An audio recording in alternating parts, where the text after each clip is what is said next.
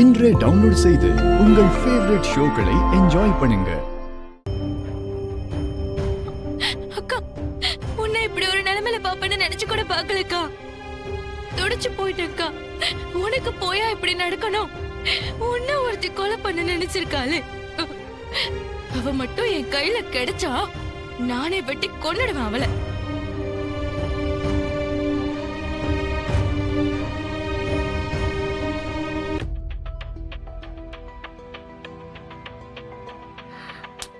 வாடி ஈஸ்வரி, வா. ஈஸ்வரி, வாடிங்கறல. அம்மா நில்லுங்கம்மா. அம்மா என்ன பண்றீங்க? ப்ளீஸ்மா, பாவமா. ஏய், என்ன இது? உன்னை யாரடி இங்க வர சொன்னது? நான் தான் உன்னை தலை முழுகிட்டேன்னு சொன்னேன்ல.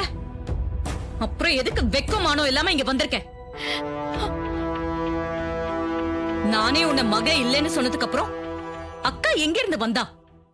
ஏன் இதான் சாக்குன்னு அப்படியே ஒட்டிக்கலான்னு வந்திருக்கியா?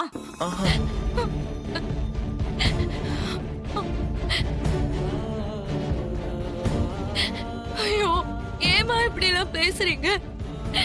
அக்கா இங்க ஆபத்தான நிலைமையில கிடக்குறா. நானே பதறி போய் அவளை பார்க்கலான்னு வந்திருக்கேன். ஏன் மனச புரிஞ்சுக்காம வாய்க்கு வந்தபடி பேசுறீங்களே? அத்தை, எங்களுக்கு மேரேஜ் ஆயிட்டாலும் துர்கா எப்பவும் உங்கள தான் நினைச்சுக்கிட்டு இருக்கா. ஏய், யாருக்கு யார் அத்தை? அத்தைன்னு கூப்பிட்டேன்னா கொன்னுடுவேன் உன்னை. ஈஸ்வரி, இது ஹாஸ்பிட்டல். ஏன் இப்படி நடந்துக்கிற? கொஞ்சம் பொறுமையா இரு. நானே என் ரேவதிக்கு இப்படி ஆயிடுச்சுன்னு வேதனையில துடிச்சுக்கிட்டு இருக்கேன். இப்ப ஏன் இவ இங்க வந்தா? கொஞ்சம் அமைதியா இருமா. எப்படிங்க முடியும்? இவங்கள பார்த்த பிறகு நான் எப்படி அமைதியா இருக்க முடியும்? இவ செஞ்ச துரோகத்தை இன்னும் என்னால மறக்கவே முடியல.